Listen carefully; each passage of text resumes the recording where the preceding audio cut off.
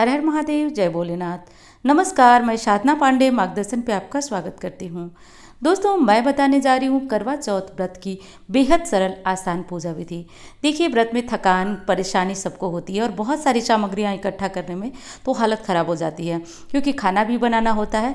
तो ऐसे में आसान विधि से किस तरह आप पूजा पाठ अपना कर सकते हैं, चलिए अब आज इसके बारे में बात कर लेते हैं। पूजा सामग्री की वीडियो जा चुकी है, एक बार उसको चेक कर लीजिएगा और देख लीजिए करवा माता की फ़ोटो होगी। बस यही सारी सामग्रियां हैं जिन पे थोड़ा सा नज़र दौड़ा लीजिए।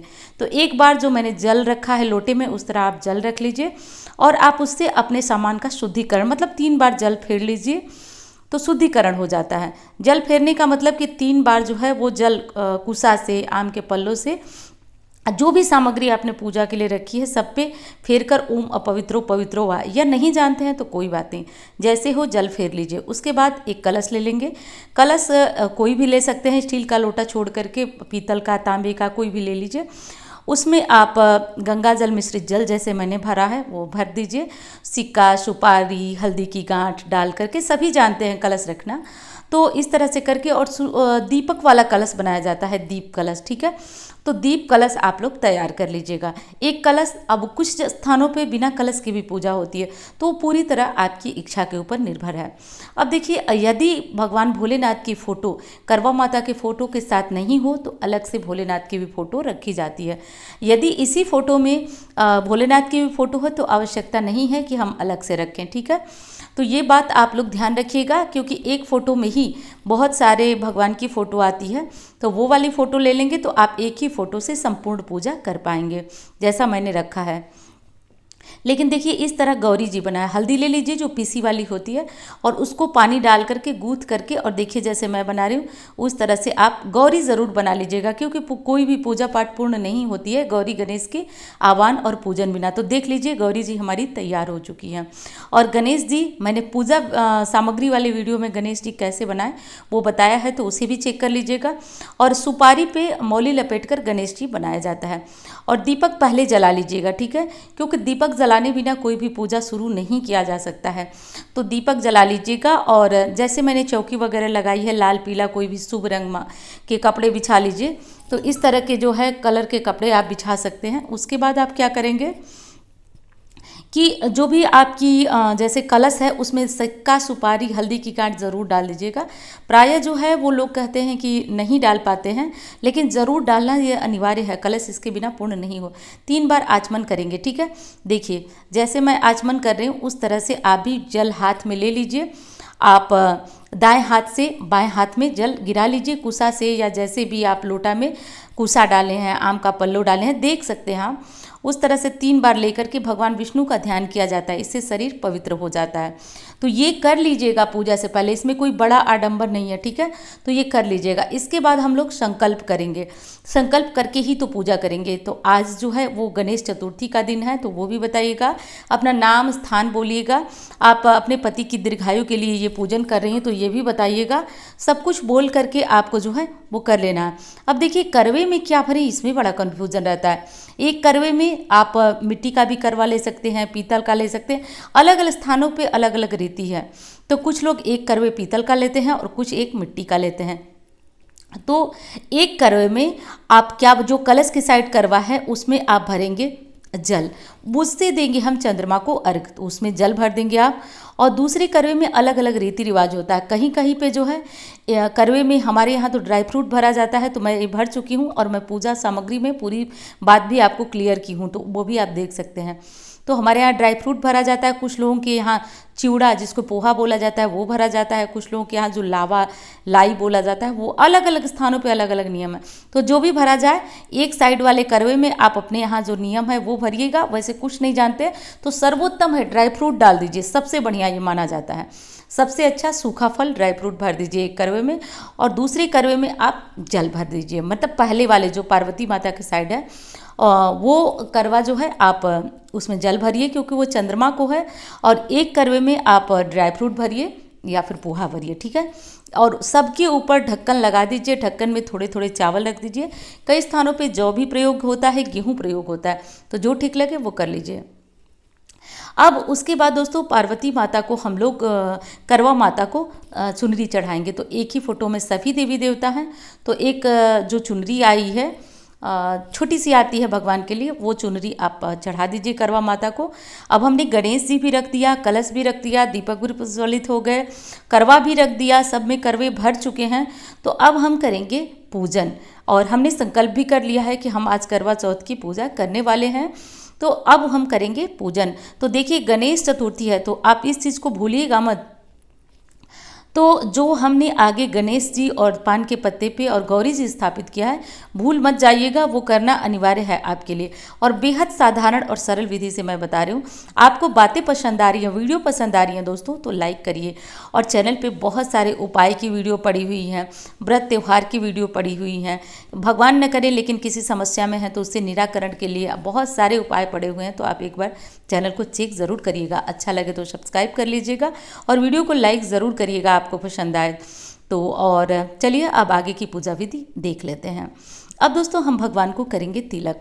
तो जैसा कि गणेश जी को सिंदूर से, रोली से, अक्षत से, फिर गौरी जी को सिंदूर से, रोली से, अक्षत से, उसके बाद कलश पे भी तिलक करेंगे, करवा माता को करेंगे, पार्वती माता को करेंगे, भगवान भोलेनाथ को सफ़ेद चंदन है तो उससे लगा दीजिए, हल्दी भी करवा माता को चढ़ाई जाती है।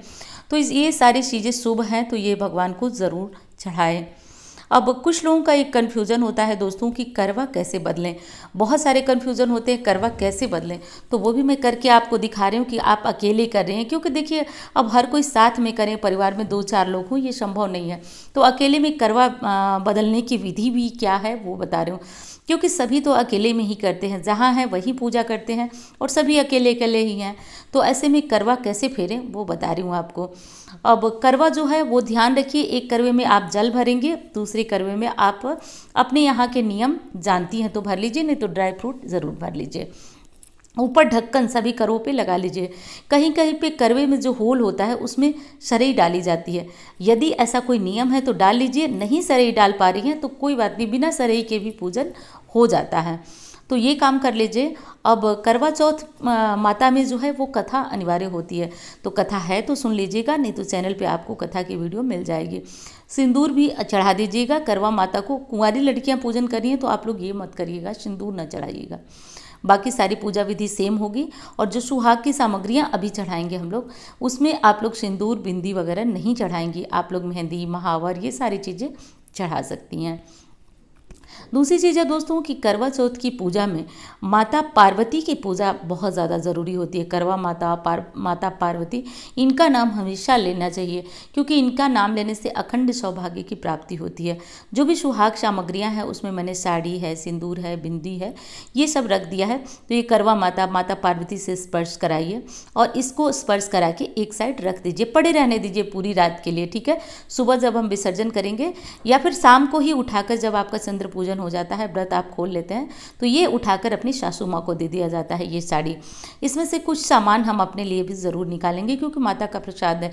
तो एक मेहंदी निकाल लीजिए, एक बिंदी का पत्ता निकाल लीजिए, तो ये कर लीजिए। यदि सास नहीं है तो सास के तुल्य जो है उनको दे दीजिए। करवे पे कुछ मीठा रखा जाता है। अब अलग अलग स्थान पे अलग अलग नियम है। कुछ स्थानों पे करवे के ऊपर बतासे रखे जाते हैं, तो बतासे रखिए, या फिर जो भी मीठा आप बाज़ार से मंगवाई हैं, घर पे बनाई हैं, वो रख सकती हैं। देखिए कुछ लोग तो आज के दिन बहुत सारे पकवान बनाते हैं, लेकिन यथासंभव जो हो सके आप बना लीजिए, जैसे चावल के फरे वगैरह। लेकिन जो लोग अकेले हैं इतनी सारी डिशेज नहीं बना सकते हैं, क्योंकि व्रत हैं, तो जो बना सकें वो बना सकते हैं आप। और जो बनाए वो माता को चढ़ा भी दीजिएगा, नमक वाला नहीं लेकिन मीठा। धूप बत्ती है तो वो जला लीजिए। और दोस्तों सुहाग सामग्री के साथ यदि पायल वगैरह आपको लेना है, बदलना है तो ले लीजिए, नहीं तो कोई ज़रूरी नहीं है कि आप पायल, लेकिन नया जैसे लेना है कि अभी करना है तो वो भी चढ़ा दीजिए आप माता पार्वती को चढ़ा करके। और बिछुआ चढ़ा करके आप चाहें तो दान दीजिए। दान देने से अखंड सौभाग्य बढ़ता है। नहीं दान देंगे तो बिछुआ अपने प्रसाद के लिए भी चढ़ा सकते हैं, है व्यवस्था तो चढ़ाइए, ज़रूरी नियम नहीं है। उसके बाद जो भी फूल मालाएं हैं वो आप ज़रूर चढ़ा दीजिए। वैसे कोशिश करिएगा कि साल में एक बार ये पूजा होती है, थोड़ा सा विधिवत हम लोग कर लें। और मैं ये पूजा विधि संपूर्ण, परंतु विधि विधान जो होता है जिसमें कुछ भी छूटे नहीं, क्योंकि एक बार साल में ये व्रत आता है, त्यौहार आता है, तो पुष्प वगैरह ज़रूरी है, तो थोड़ा सा ये चीज़ें ले लीजिएगा। नहीं फूल मिल पाता है तो मन में कल्पना किया जाता है, सोचा जाता है कि हम भगवान को फूल चढ़ा रहे हैं, मन में फूल सोच करके और भगवान के आगे समर्पित करने का ऐसा सोचा जाता है। हमारे शास्त्रों में ना मानसिक पूजा को भी बड़ा महत्व दिया गया है। जितनी शारीरिक चेष्टा करके पूजा करने वालों को, उससे ज़्यादा मानसिक। अब हाथ में थोड़ा सा चावल ले लीजिए अक्षत, और उसके बाद वहीं पूजा स्थान पे बैठकर आप कथा सुन सकते हैं। तो ये कर लीजिएगा आप। और उसके बाद दोस्तों, जो चालन जिससे आप चंद्र पूजन करने वाले हैं ना, पहले उसको भी स्वास्तिक बना करके अपनी पूजा में ज़रूर रख लीजिए, क्योंकि ये भी विशेष होती है। तो चालन पे अपनी स्वास्तिक ज़रूर बना लीजिएगा। और हाँ, एक कई क्वेश्चन था कि एक ही चालन से कई बार पूजन कर सकते हैं। जी बिल्कुल बिल्कुल, उसको संभाल के रख दीजिए और हर साल उसी चालन से आप लोग पूजा कर लीजिएगा। स्वास्तिक बनाकर पूजन में ज़रूर रखिएगा, ठीक है। तो स्वास्तिक बना करके चालन को भी पूजन में ज़रूर रख दीजिए। और विधिवत करना चाहते हैं तो लौंग, इलायची, पान का पत्ता भोलेनाथ को, गणेश गौरी को, ये सब चढ़ा सकते हैं। जनेऊ चढ़ा सकते हैं, इत्र चढ़ा सकते हैं। लेकिन होता है ना कि आसान पूजा विधि। अब देखिए करवा कैसे बदलें, ठीक है। तो जो पार्वती माता का करवा है, मतलब दोनों करवों को अगल बगल फेर देते हैं, ठीक है। और फेरते समय एक चीज़ का ध्यान रखा जाता है कि करवों में आपस में टकराहट नहीं होनी चाहिए। तो ये ध्यान रहे, ठीक है। इस तरह से करवे फेर दिया जाता है। तो ये ध्यान रहे, जो करवा दायां साइड है वो बायां साइड आ जाएगा। फेरने के बाद जो बायां साइड है वो दाएं साइड चला, करवा इस तरह फेरा जाता है।